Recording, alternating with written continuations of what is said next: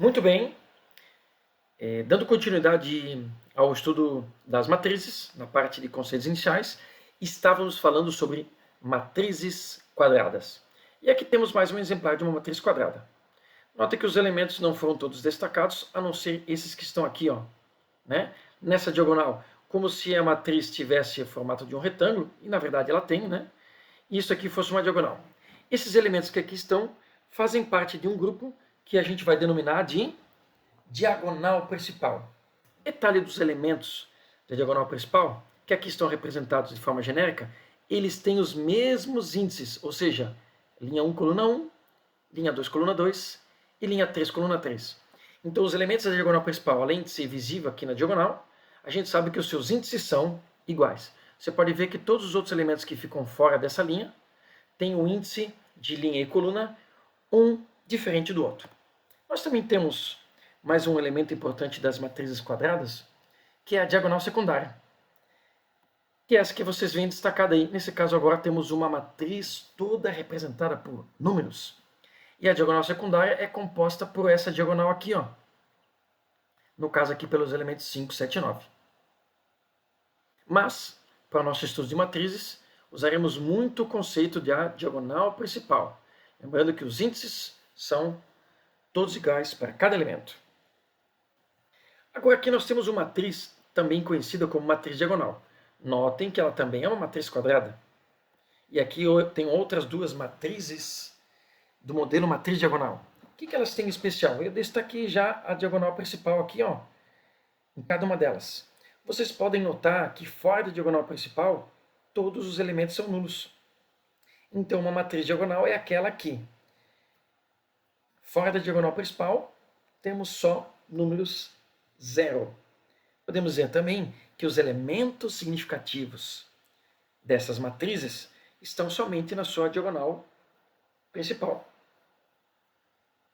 De forma um pouco mais técnica, podemos dizer assim, ó, que toda matriz quadrada de ordem n, que tiver os elementos, ó, é um elemento genérico aqui, quando ele for 0 para os índices diferentes de j, por exemplo, esse elemento que está aqui, ó, ele está na linha 3 e na coluna 1.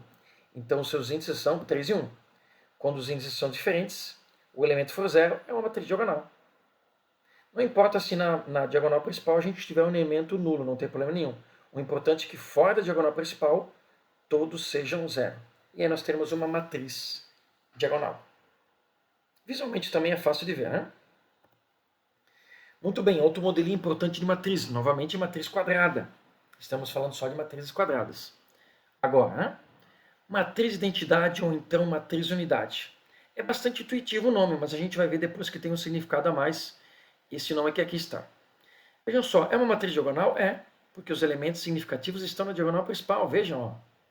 Só que todos os elementos significativos são 1. Então, uma matriz é dita uma matriz de identidade, quando na sua diagonal principal teremos só números 1, e nos demais locais somente zeros. Vejam, é só 1 e 0. Se tiver menos 1 ou qualquer outro número, não é uma matriz de identidade. Ela vai ser tão útil para nós, ela tem tanta aplicação em outras áreas, até além do estudo de matrizes propriamente ditos, que ela ganha um nomezinho especial. Ela sempre vai ser identificada por matriz I. Então, olha só, I1 é a matriz de identidade de ordem 1. Como seria essa matriz?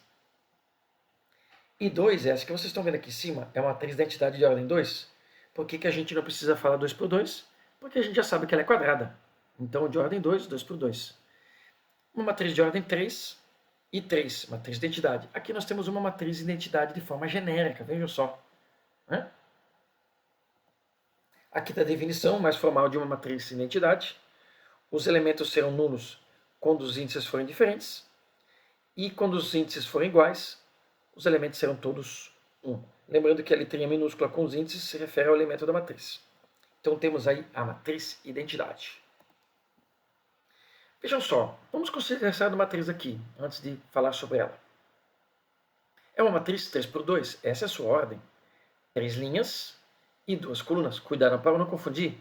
Linhas igual à linha do caderno e as colunas do mesmo tipo que as colunas de uma casa, por exemplo. E agora vejam essa outra matriz que aqui está. Ela é diferente, sim, visivelmente. Mas notem que essa é 3 por 2 e essa é 2 por 3. E percebam o seguinte, a primeira linha virou a primeira coluna, a segunda linha virou a segunda coluna, e a terceira linha virou a terceira coluna, e isso foi feito de forma ordenada. Quando isso acontece, nós falamos que essa aqui é a matriz transposta dessa. Se essa é a matriz A, essa aqui é a transposta de A. E é assim que a gente lê. Mas vejam que essa transformação é ordenada. Da esquerda para a direita, vira de cima para baixo. Da esquerda para a direita, de cima para baixo.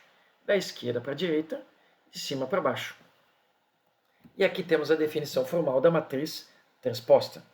Então vejam, se essa aqui é a matriz A, então, esse símbolo é o então, essa é a transposta de A, certo? Se ela tem formato M por N, ela vai ter formato N por M, formato de ficar invertido. Claro, se aqui for uma matriz quadrada, 3 por 3, aqui ela também será 3 por 3. Nesse caso não, né? Nesse caso a gente vê que não é. O que seria uma matriz oposta? Vamos começar com essa situação que está aqui. Uma matriz A, e vejam só, e aqui temos essa outra matriz. Vocês conseguem perceber que todos os elementos têm o seu sinal trocado? Menos 3, mais 3. 14, menos 14. 7, menos 7. Menos 6 e 6.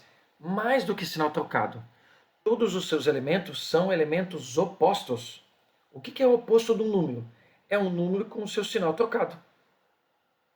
Então, ó, menos 3 mais 3, 14 menos 14 e assim por diante. Claro, se nós tivéssemos um zero, o zero não teria o sinal trocado porque o zero não tem sinal. Então, quando eu tenho uma matriz com todos os elementos opostos, eu tenho uma matriz oposta. E aí eu posso chamar ela por outro nome? Posso chamar. Mas assim como a gente fez a matriz transposta, que a gente deu um nomezinho para ela com o nome da original, com um Tzinho no expoente, pode ser um Tzinho ou um T maiúsculo, aqui nós faremos o mesmo. A matriz oposta de A é a matriz menos A. E, consequentemente, a matriz oposta de menos A é a matriz A. Essa matriz aqui a gente chama de matriz oposta de A. Todos os elementos opostos. Essa matriz que aqui está é uma matriz simétrica, já está dito. O que nós podemos perceber? Deixei em destaque a diagonal principal, e você olhando através da diagonal principal, nós temos uma simetria nos elementos, um espelhamento, vejam só. Aqui temos 0, 0, 33, 33, 1 e 1. Quando isso acontecer, nós temos uma matriz simétrica. Mas como eu posso garantir isso de forma mais assertiva? Vejam só, vamos olhar a sua transposta. Aqui está a matriz A, aqui está a transposta de A. Como a gente faz a transposta? A primeira linha vira a primeira coluna, a segunda linha vira a segunda coluna, e a terceira linha vira a terceira coluna ordenadamente, da esquerda para a direita, de cima para baixo. O que vocês percebem, elas são iguais. Então a gente pode dizer assim, quando que uma matriz é simétrica? Quando ela é igual à sua transposta. Percebam que isso só vai acontecer se ela for quadrada. Porque para ela ter o mesmo formato, quando tem a sua transposta, só vai funcionar se é quadrada. Se você ficar com dúvida, crie algumas matrizes, né? Faça a sua transposta, veja se ela fica igual. Se ficar igual, ela é simétrica. E a gente pode analisar olhando aqui, ó, diagonal principal e o espelhamento dos elementos.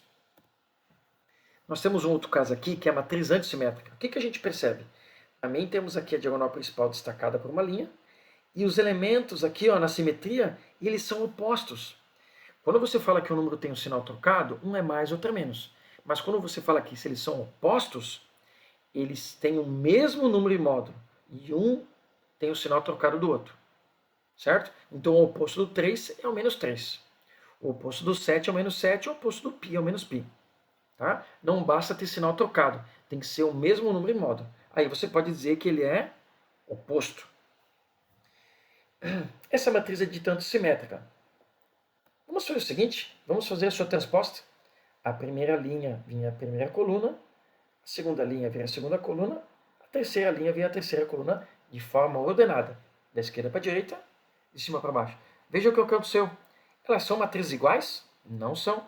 Elas são matrizes opostas. Vejam só, 3 e 7, menos 3 menos 7. Π e menos 7, menos π e 7. Então, os números são opostos. Essa matriz é oposta dessa. E percebam que os zeros não tem problema porque não tem sinal. Então, quando que uma matriz é antissimétrica? Quando a sua transposta é igual à sua oposta. Vejam, essa matriz aqui é a transposta dessa. Elas são iguais? Não. Elas só serão iguais se essa aqui for considerada da forma oposta. Continuando com alguns modelinhos de matrizes, nós temos aqui a matriz triangular superior. Olhando para ela, é uma matriz quadrada, e temos aqui em destaque a diagonal principal. Vejam só, todos os elementos abaixo da diagonal principal são nulos. Aqui também uma matriz B de ordem 2, todos os elementos abaixo da diagonal principal são nulos. Então aqui podemos falar que se eu tenho uma matriz A e para que quando tivermos o índice da linha maior que o índice da coluna para elementos nulos, essa matriz vai ser chamada matriz triangular superior. Vamos ver aqui, ó, esse elemento que aqui está. Qual o índice dele? É linha 1, 2, 3, linha 4 e coluna 1. Ó, linha 4, 4 é maior que 1. Então ele tem que ser 0. Quando eu conseguir satisfazer essa condição, a minha matriz é triangular superior, mas é muito fácil de ver. Numa matriz triangular, abaixo da diagonal principal nós teremos nulos. Por que a gente diz que é triangular superior? Porque os elementos significativos, que significam algo que não são nulos, estão todos na parte superior da diagonal principal. Aqui também, olha só. Mas que matriz é essa? Se a gente está estudando matriz, a gente sabe que tem uma matriz tradicional com o nome de, que é a matriz de identidade. Isso aqui é uma matriz de identidade de ordem 14. Não vale nem a pena escrevê-la aqui. Ela tem 14 linhas e 14 colunas. E a diagonal principal dela é toda formada por elementos 1. Ela é uma matriz triangular superior? Sim, porque abaixo da diagonal principal só temos elementos 0. Aqui temos uma matriz triangular inferior, vejam só. Os elementos significativos aqui estão, e na parte de cima, só elementos nulos. Aqui um outro exemplo. Não faz mal que na diagonal principal teremos um elemento nulo. O que importa é que acima da diagonal principal estão 0. Abaixo estão os elementos significativos. Então é uma matriz triangular inferior. Percebam que novamente nós temos essa aqui, ó. A matriz de identidade de ordem 14, ela pode ser considerada tanto triangular superior como triangular inferior, porque ela satisfaz tanto essa condição que aqui está, quanto essa. Então uma matriz de identidade, ela é triangular superior e inferior ao mesmo tempo. Ok? Lembre-se que essa aqui é triangular inferior, porque os elementos significativos estão na parte inferior da diagonal principal. E a parte triangular, porque forma um triângulo aqui, né? Visualmente falando. Tá? Muito bem. Igualdade de matrizes. Quando duas matrizes são iguais? Agora nós saímos dos modelinhos de matrizes, de tipos, de condições, né? E agora estamos já analisando um aspecto um pouco maior. Estamos comparando matrizes. Quando que duas matrizes são iguais? Parece muito óbvio, né? E é relativo, mas é. Duas matrizes são iguais quando elas tiverem os mesmos elementos. Mas isso não é suficiente. Elas devem ter os mesmos elementos nas mesmas posições. Então a gente pode dizer que duas matrizes são iguais quando inicialmente elas devem ter a mesma ordem, o mesmo formato, e os mesmos elementos correspondentes. Aqui está a definição, ó, de igualdade de matrizes. Quando que eu terei duas matrizes A e B iguais? Porque elas podem ter nomes diferentes e podem ser iguais. Essa condição indica que C e somente C, cada elemento da matriz A, porque a matriz A é formada por elementos Azinho, e a matriz B por Bzinho. Cada elemento da matriz A é igual ao elemento da matriz B. E vejam que as letrinhas são iguais, é que eles estão na mesma posição. Tem os mesmos índices de linha e coluna. Vamos ao caso que está aí acima. Ó. Visualmente, temos que ter cuidado, porque elas podem não ser iguais. Vamos analisar alguns elementos. Esse elemento central aqui, ó, menos 37, menos 37. Opa, está ok. Elas têm o mesmo formato? São duas matrizes 3x3, beleza. Aqui temos o número E, número E. Aqui temos o 3 e o raiz de 9. Opa, visualmente os números são diferentes, mas eles têm o mesmo valor. 2 elevado a 0 também é 1. Raiz de 8 é 2 raiz de 2.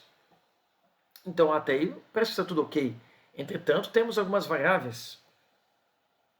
Vejam só, para que essas duas matrizes realmente sejam iguais, como aqui está dito, esse elemento aqui, ó, da primeira linha da primeira coluna, deve ser igual ao primeiro elemento da primeira linha da primeira coluna. Né? Ficou até um pouco redundante. Esses dois caras aqui estão na mesma posição. Linha 1, coluna 1. Então, se eles são iguais, eu posso transcrever essa igualdade para os elementos. Olha só como aqui está. X mais 3 deve ser igual a 10. Resolvendo essa expressão, esse aqui é o símbolozinho de portanto. Portanto, 3 passa para cá, o x igual a 7. Já é bastante claro. Se eu colocar o 7 aqui, ó, 7 mais 3, temos 10. Agora analise esse outro caso. Esse elemento deve ser igual a esse. O π está igual a π, está tudo certo. Então, menos e sobre 4 deve ser igual a 3. Para que as duas matrizes sejam iguais, resolvendo essa expressãozinha, 4 passa para lá multiplicando, depois troca o sinal, menos 12. Se eu colocar o menos 12 aqui em cima, com o menos fica mais, 12 dividido por 4, 3, então ok. Vejam só agora esse outro elemento aqui, ó. A soma desses dois x mais y aqui deve ser 4/5. Mas eu já tenho x mais y. Então o x é 7, o y... desculpe, o y ainda não temos só o x. Né? O y podemos calcular. Resolvendo aqui por operações elementares, passo o 7 para lá, tiro o mínimo, temos aqui o valor de y. Então essas matrizes aqui são iguais? São, considerando que o x deve ser 7, o z menos 12 e o y menos 31/5. Você pode fazer o teste somando os dois aqui, você vai ver que isso vai dar 4/5. Se essas três condições não forem respeitadas, essas matrizes não serão iguais. Percebam que todos os outros elementos são iguais. Alguns não são iguais na aparência, raiz de 8 com 2 raiz de 2, mas são iguais no valor. E é isso que interessa. Né? Na matemática, a aparência, às vezes, ou na maioria das vezes, não importa. Importa é o valor. Isso poderia valer para muitas outras coisas, né? Vamos lá.